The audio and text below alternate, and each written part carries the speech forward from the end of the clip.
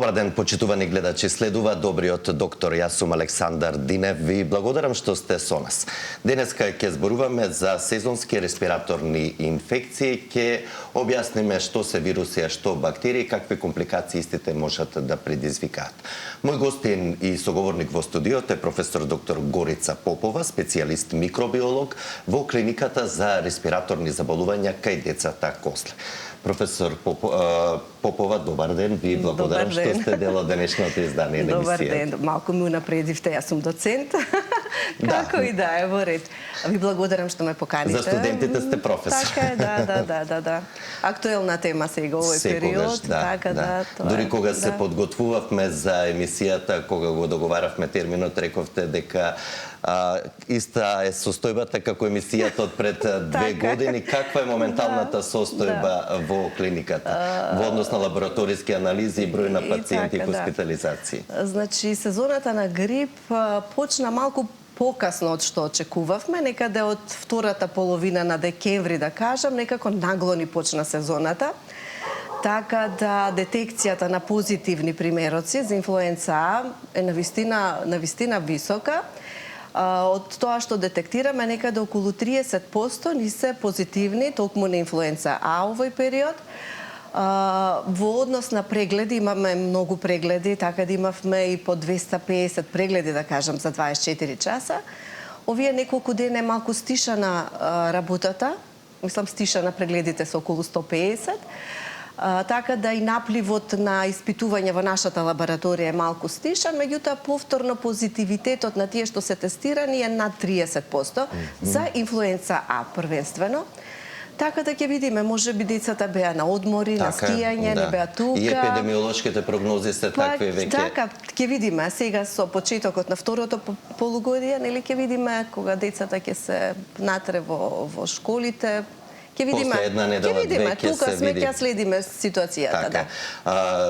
Докторка, што се точно подразбира под сезонски респираторни инфекции и зошто тие се почести токму есенските и зимските денови? Да, тоа е интересно прашање. Знаете, ние веќе очекуваме дека сезоната на грип ќе ни почне некаде од ноември, веќе сме спремни од крајот на септември. Меѓутоа, веројатно и со промената во климата, па некако ладните месеци почнуваат малце покасно. Така сега и во септември одиме на одмор. Така, да. Така да малце е поместено тоа почнување на вистинската сезона на грип. И зошто баш имаме грип и РСВ во ладните месеци, во зимските месеци, би рекла дека се повеќе фактори тука имаат влијание. Прво, карактеристиките на самиот вирус. Вирусот на грип, вирусот на респираторен синцитиелен вирус, пошто и тој беше доста актуелен и се уште го детектираме. Значи, ја задржуваат својата виталност подобро во ладните денови, во ладните месеци. Значи, тоа е една карактеристика на овие вируси што имаат обвивки, постабилни се на пониски температури. Друго нешто што е поврзано со климата во ладните месеци, тоа е сувиот воздух. Значи, релативната влажност е многу помала и, знаете, вирусните инфекции се шират преку нашето зборување, кашлање, кивање, се ослободуваат оние капки од респираторниот систем, кои што имаат свој физико-хемиски карактеристики, да речам. Измеѓу другото, имаат и одредена количина на вода, која што во сувата атмосфера бргу испарува, знаете, и од едни капки кои што се, кога имаат вода во нив поголеми, и можноста да се пренесат во воздухот е помала, затоа што се поголеми и ќе се исталожат некаде на метар и пол, да речеме, метар од човекот што ги искашла, што ги продуцирал. Во сувиот воздух, кога ќе се исуши таа капка поради, значи, условите во environmentот, во околината, тие стануваат многу помали, солите кристализираат, ме разбирате? И во такви суви и мали капкички вирусите одлично се сноѓаат. Значи, нив тоа не им смета, тука се, концентрирани се. По димензија овие веќе честички се многу помали. Тоа значи дека нема да останат во воздухот неколку секунди, него ќе останат неколку часови. И со самото тоа што се помали, можноста да достигнат поголеми растојанија, е поголема таа можност. А и со самото тоа што се помали, па можноста да навлезат подлабоко во дишниот систем при нивна инхалација е поголема. И тука би дошле и некои фактори на однесувањето на луѓето. Нели, ладно е, загадено е, простори, па сме затворени, да. па повеќе луѓе се во затворени простори, шансата за пренесување на инфекциите е поголема. Поредко прозор отвораме. Да кажам, па и локалниот имунитет на слузницата во такви услови временски е поднамалена. Сувиот воздух ја намалува и способноста на нашиот епител да се исчисти од овие, да речем, микроорганизми, затоа што нашиот епител има едни трепки, респираторниот епител, и во тој мукос во кој што се заробуваат полутантите, значи частичките кои што го загадуваат воздухот, вклучително и бактерии, вируси, со нивното трепкање, значи се поместува во горните дишни патишта и се искашлува. И оваа функција е малку инхибирана во овие временски услови, така да би рекла друго што би можело да има. Имаме помалку сончеви денови, имаме помалку UV-зраци. UV-зраците се исто така многу битни и за синтеза на витамин D, кој што е битен за имунитетот генерално, а делува штетно, ги инактивира и вируси. Така да многу фактори придонесуваат зошто одредени вирусни инфекции ни се јавуваат токму во овие ладни денови, во зимските месеци. Денеска е неизбежно и прашањето како снежната покривка и снегот кој го имаме веќе и во Скопје, во главниот град и во поголемиот дел од Македонија влие врз вирусите? Па посекако е добродојден снегот, затоа што ќе исчисти атмосферата. Знаете, кога немаме полутанти, кога сите тие честички, нивната концентрација е понамалена и нивното штетно делување на респираторната слузница која што ја прават поприемчлива и за инфекции, ќе се намали неговото влијание. Така да чистиот воздух е добре дојден во секој поглед.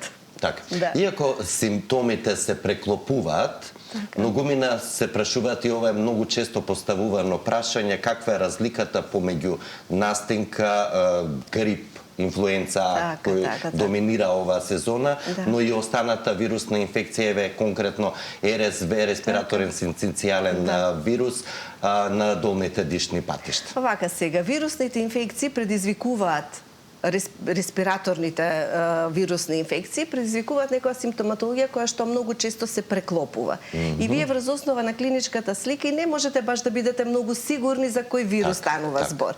Има одредени вируси кои што доминираат некои симптоми, кај други вируси може би доминираат некои други симптоми, меѓутоа генерално не можете да направите само по изгледот на тоа како личи детето болно за која вирусна инфекција станува збор, меѓутоа тоа за родителите па и не е ни толку битно.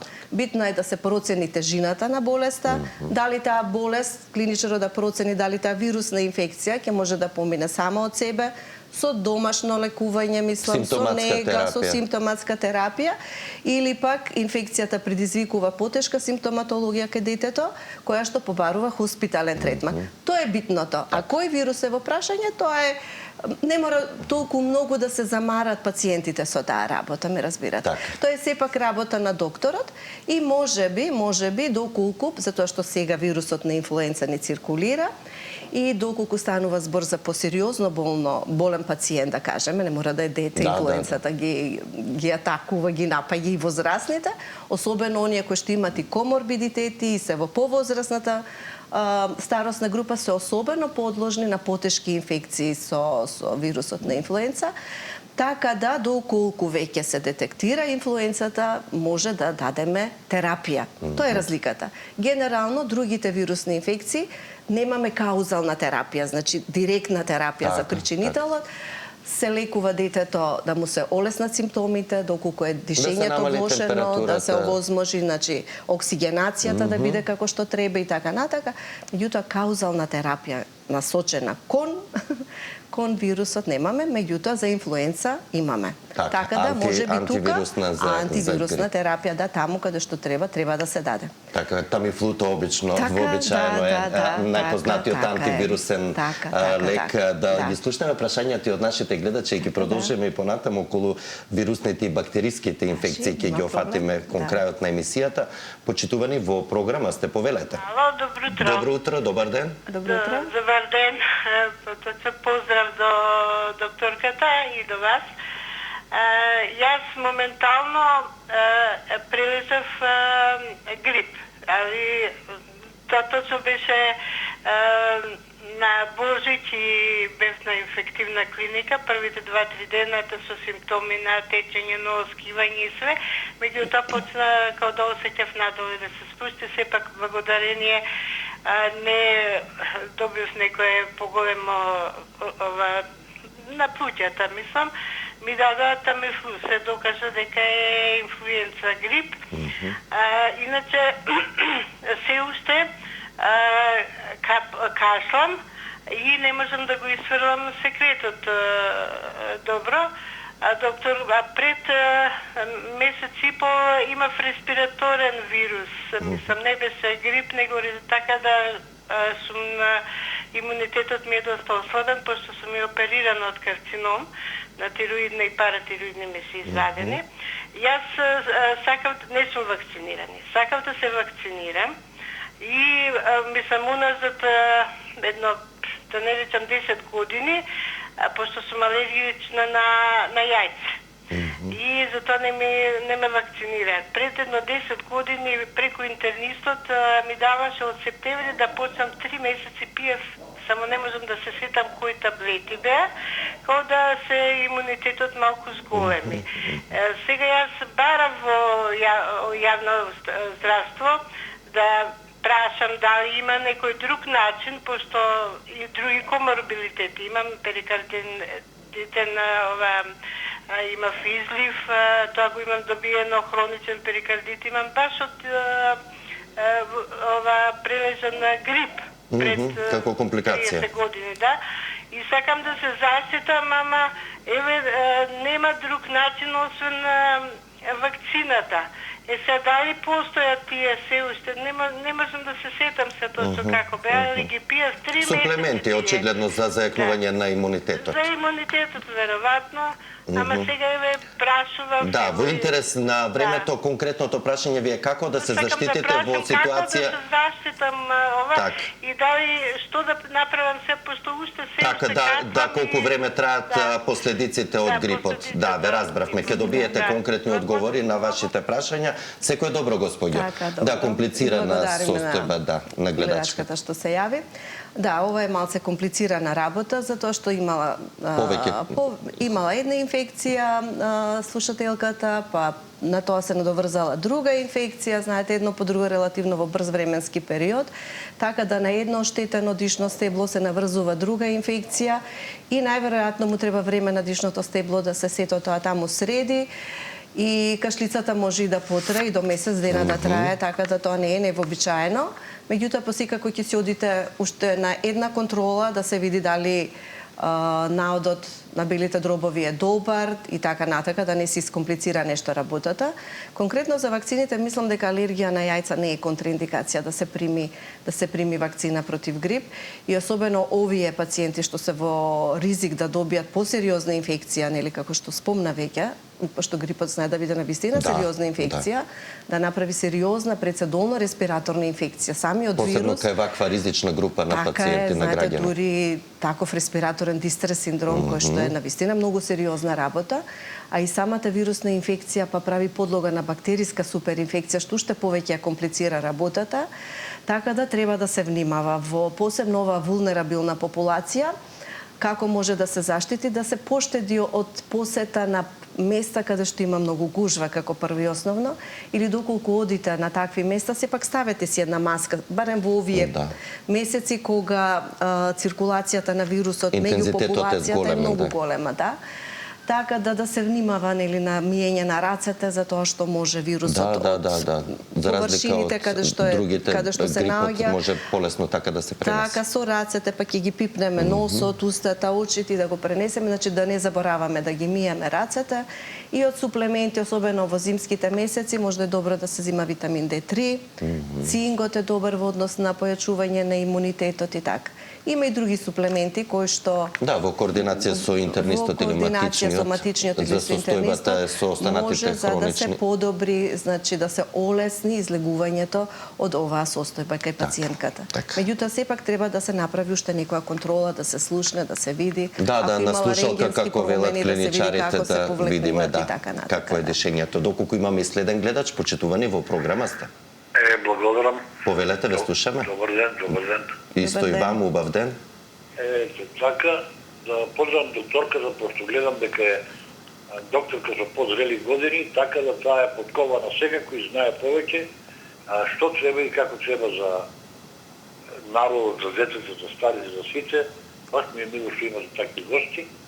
И да кажам јас едно искуство од постари Зурчул, дека децата највеќе мрзнат преку главата.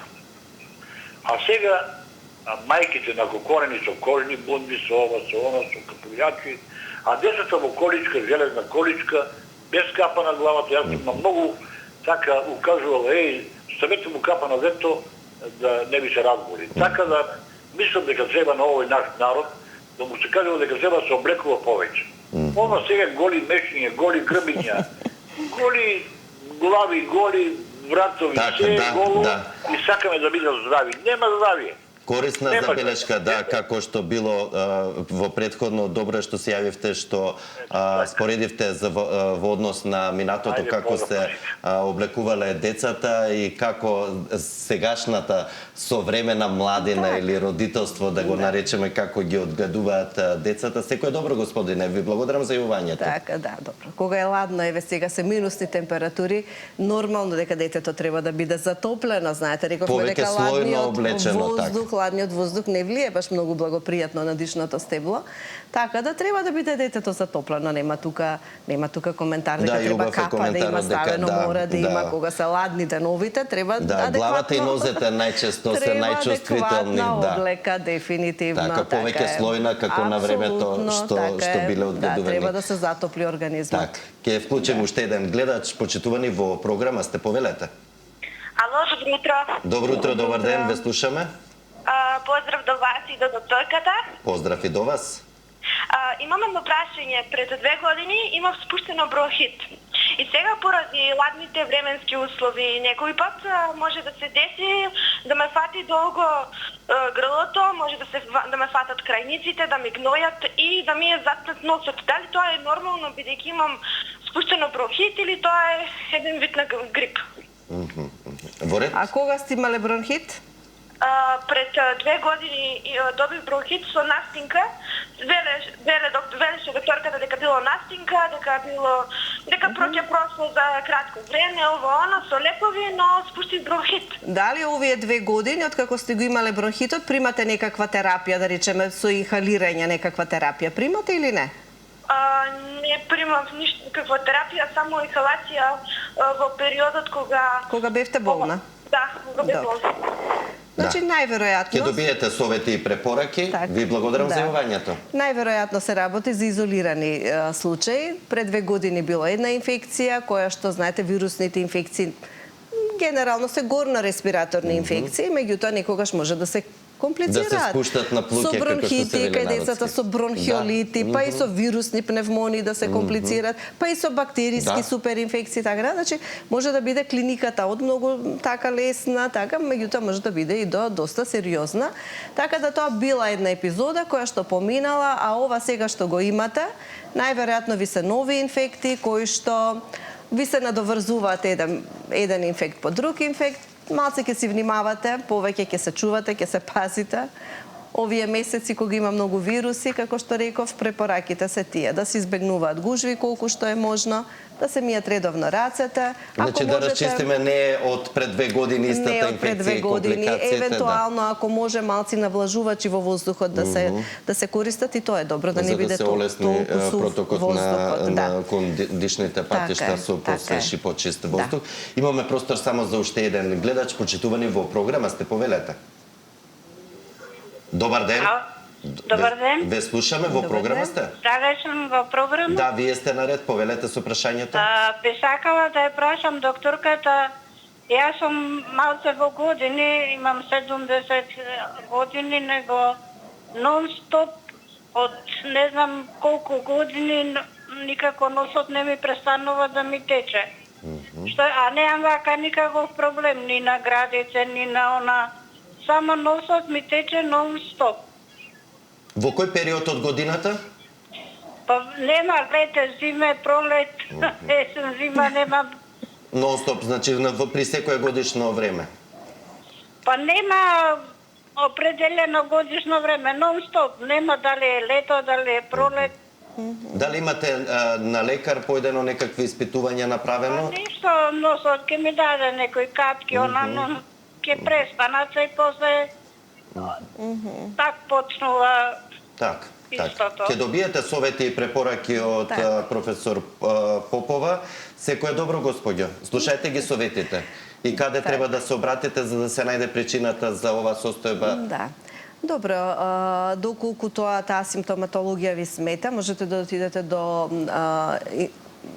клиника, нели, кај професорите на Институт за пулмоалергологија, да се види што е во прашање, можда треба да примате локално некоја терапија која што ќе намали сензитивноста на носната слузница за да ви се олеснат симптомите. Сепак не е пријатно нонстоп да ви тече носот или нонстоп да е затнат во носот. која сезона од годината, затоа што многу често и при алергиски реакции ова симптоматологија. Точно, имаме некои алергени кои што се присутни во некои сезони, меѓутоа имаме алергени кои што се присутни во текот на целата година.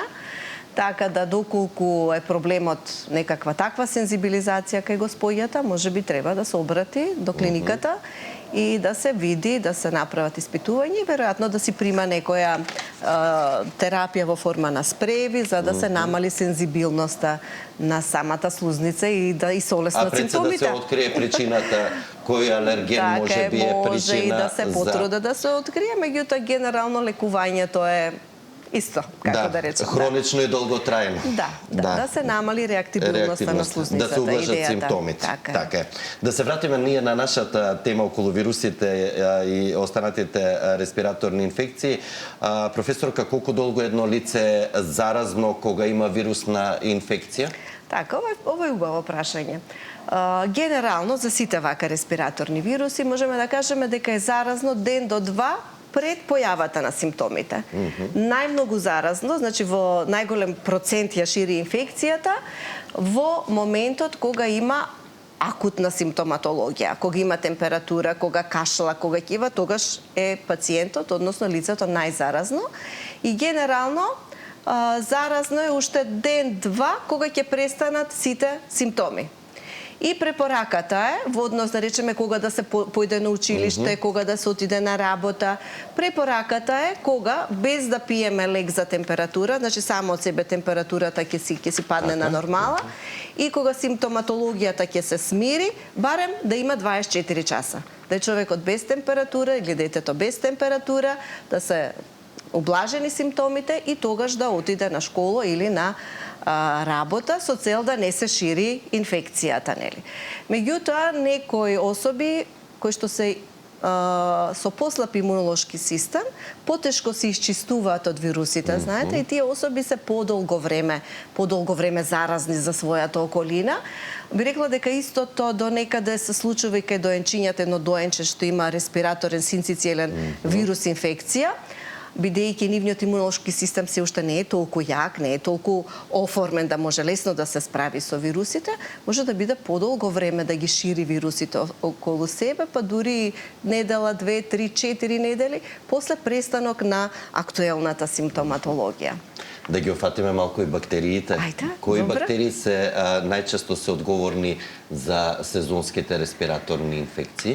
Кај бактериите такво сезонско појавување како кај вирусите немаме, знаете. За разлика на почеток како што кажав дека вирусите го сакаат ладното, го сакаат сувиот воздух, они може да опстанат во тие мали аеросоли во воздухот и да си бидат тука витални, да кажам, долго време, кај бактериите не е така. Значи, за да се пренесе бактериската инфекција, треба контактот да е многу поблизок. Бактериите се поголеми, значи прво не може во такви мали частички да обстојат, тие се поголеми, не може во сува средина, тие угинуваат, така да бактериските инфекции бараат поблизок контакт. Така. Меѓутоа, многу често на подлога на една вирусна инфекција, на едно разорено дишно стебло, така, посебно оние вирусни инфекции кои што прават потешка симптоматологија и побарува пациентот да биде хоспитализиран, можеби кај 50% од нив да имаме веќе бактериска суперинфекција која што ја комплицира целата ситуација. Или може во домашни услови почнала болеста како вирусна инфекција, очекуваме 2-3 дена да има температура, почекуваме температурата да падне, симптоматологијата да се смири, меѓутоа ние третиот, четвртиот ден имаме шупна температура. Знаете, и тоа веќе Тоа е ја знак дека тоа е знак дека настанала веројатно бактериска суперинфекција. И генерално кај вирусните инфекции имаме една болка во целото тело, све не боли, мускулите не болат, не ни е добро и така натака. Меѓутоа кај бактериските компликации, суперинфекции, да, може да имаме, да кажеме, локализирана болка во пределот на увото, што би упатувало на нека бактериска суперинфекција на средното уво, или болка во пределот на главата каде што синусите на притисок, така да тоа би укажувало можеби на бактериска суперинфекција од типот на синузит и така натака, така да или кашлањето ќе се влоши, очекуваме да се подобри таа сува кашлица да подпрестане, а она пациентот почнува да кашла подлабоко, почнува да искашлува, па тоа што го искашлува има некоја жолтеникава боја, па дишењето се влошува, наместо да оди подобро, некако се влошува ситуацијата. Сето тоа упатува на можна бактериска суперинфекција и треба тогаш да се види доктор и треба тогаш да се даде и антибиотик. Зошто е важно точно да се утврди, професорка, дали само поради терапијата и начинот на третманот, дали е вирусна или бактериска инфекција? Па видите, генерално, да кажеме, во 80% можам слободно да кажам, респираторните вируси предизвикуваат болести кои што се само лимитирачки, поминуваат сами од себе. И треба трпение, треба нега, одмор, треба хидрација, треба чаеви, треба супи, треба витамини и така, нели? Треба нега едноставно и тоа ќе помине во најголем број од случаите. Доколку се јават компликации, да речеме, или доколку самата вирусна инфекција побарува хоспитален третман, убаво е да знаеме дали инфлуенца А, бидејќи можеме да дадеме нели лек адекватен, каузален против вирусот, така? И да се направат испитувања, се прават, да речеме, некои биохемиски испитувања од крв, кои што би упатувале некои параметри дека станува збор веќе тука и за некоја бактериска инволвираност. Тука сме ние микробиолозите, да земеме примероци со кои што ќе го докажеме присуството на одредени бактерии, нели, и нивната евентуална инволвираност во патогенезата на самата болест и да се даде адекватна терапија со цел излекувањето да биде комплетно, добро, да не останат последици по пациентот, белодробието да нема трајни последици од самата инфекција, нели, да си продолжи нормалниот живот на детето, на пациентот, на возрастниот човек и така. Веќе во вашата специјалност, кога е потребно да се земе бриз, кога крв или друг примерок? Па тоа е комбинирано, тоа од исто времено, ме разбирате. Затоа што ние вирусите имаме, ги докажуваме, тие за разлика од бактериите не може да ги посадиме на вештачки хранителни подлоги, па сами да пораснат и да ги идентификуваме. Они се малце по-специфични, пошто се субцелуларни структури и така натака. Најчесто не ги докажуваме со култивирање, значи не ги докажуваме со култивирање, него ги докажуваме на други принципи, и докажуваме присуство на одредени специфични протеини на површината на вирусот. Тоа се тие антигенски тестови што ги работиме, брзи антигенски тестови, каде што не се тие многу сензитивни, меѓутоа сосема доволно сензитивни се за тоа што ни се потребни, ме разбират. Така да тие ни пружат брз одговор. Значи брз одговор, едно дете што има температура, не се чувствува добро и така натака, да речеме дека станува збор за инфлуенца А и клиничарот да знае отприлика што може да очекува во текот на болеста и веројатно кога ќе има некој доказ дека е вирусна инфекција, многу полесно може да одлучи да не даде антибиотик, разбирате. Бидејќи и прекомерното давање на антибиотици таму каде што не треба има само негативен ефект, позитивен ефект нема да има. Така е, многу честа и дилема, но и постојано од вас лекарите споменувана и потенцирана. Зошто антибиотиците не делуваат на вирусна инфекција? Затоа што ви кажав, структурата на вирусите е многу поразлична од структурата на бактериите. Бактериите се покомплексни микроорганизми, има на што да се делува, така, и низ текот на годините пронајдени се многу антибиотици кои што делуваат на некои основни механизми на животот на бактериите и на тој начин ги убиваат. Меѓутоа, знаете, кој кажете антибиотик, тоа е нешто против животот, против. И сега јас тоа често го кажувам, меѓутоа така е и бактериите и ние како најсовршени суштества во базата на животот сме многу слични, ме разбирате. Процесот на синтеза на протеини ни е многу сличен, нуклеинските киселини ни се многу слични и така натаму. И сега вие да најдете некое средство што ќе убие еден жив систем, а ќе биде комплетно безбеден за друг жив систем, не е баш лесна работа. Така да сите антибиотици се повеќе или помалку токсични. Кај вирусите немаме на што да делуваме. Значи антибиотиците апсолутно не делуваат на вирусите. Затоа што вирусите кога се надвор од жив организам, тие немаат карактеристики на нешто што е живо, ме разбирате. Они имаат само една нуклеинска киселина и протеинска обвивка и тоа е се. И затоа вирусот има карактеристики на жив организам само кога ќе нападне. И он ги користи механизмите на нашите клетки за собственото размножување и формирање на нови вирусни честички. Значи без лабораториска потврда да не се даваат антибиотици. Па убаво е веќе кога ќе се дадат антибиотици да бидеме сигурни дека тој антибиотик има потреба да се даде. Има потреба да се даде затоа што ви кажав, антибиотиците се токсични од една страна, од друга страна се селективен притисок за селекција на резистентни бактерии, кои што кога ќе ги... Антибиотската резистенција е доста сериозен проблем. Така е, и потоа кога тие резистентни бактерии пак ќе направат инфекции кои што ќе побаруваат антибиотски третман, ние ќе бидеме многу ограничени во изборот на антибиотици. Да, многу потешко се откриваат нови антибиотици. Кај вулнерабилни пациенти со сериозни бактериски инфекции, верувајте дека понекогаш изборот е многу тежок. Така. Да. Професорка, неизбежно е прашањето, еве и ми имавме баш и прашања од гледачите околу имунитетот. Дали јакнењето на имунитетот навистина помага пред сезоната или за време, ако се зајакне, за да бидеме на некој начин поимуни во сезоната на респираторни инфекции, како да се заштитиме едноставно, како совети за крај? Генерално, јас би сакала да кажам дека за да имаме добар имунитет, треба да имаме добра исхрана. Доколку имаме избалансирана исхрана и доколку внесуваме се што треба со секојдневното и помалку стрес, апсолутно и стресот негативно влие. Среќата влие позитивно на имунитетот. Меѓутоа, избалансирана, дома подготвена исхрана со многу протеини, значи со месо, јајца, салати, чорби, супи, сето тоа што значи да нормален оброк, како што ние традиционално си имаме нормални оброци, верувам дека се што треба да се внесе во организмот ќе се внесе. Меѓутоа, во зимските периоди може би во консултација со матичните доктори да се внесе витамин D3, така во овие месеци кога немаме многу сонце. Евентуално во текот на респираторните инфекции да се даде, ви кажав, цинк или некои други имуностимулатори, меѓутоа тоа во договор со доктор. Во договор со доктор. А мајките, мајките треба дома да си подготвуваат оброци, да има квалитетни оброци, бидејќи тоа е основата на здрав организам и на здрав имунолошки систем. Тоа може би е една од причините зашто порано, како што би рекле повозрастните, биле децата поздрави. Затоа што денеска е сменет начинот и стилот на живот со брзите исхрани. Значи све треба да се внесе. Нашиот имунолошки систем е една војска која што е така добро структурирана и организирана, меѓутоа на секоја војска ни треба добра храна за добро да функционира. Да.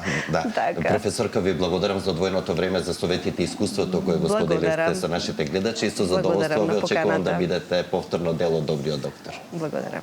Почитувани, а вам ви благодарам за вниманието со кое не следевте. Ве поканувам да бидете повторно со нас и утре. Во меѓувреме останете со програмата на Сител телевизија. Имајте убав ден и грижете се за вашето здравје. Пријатно!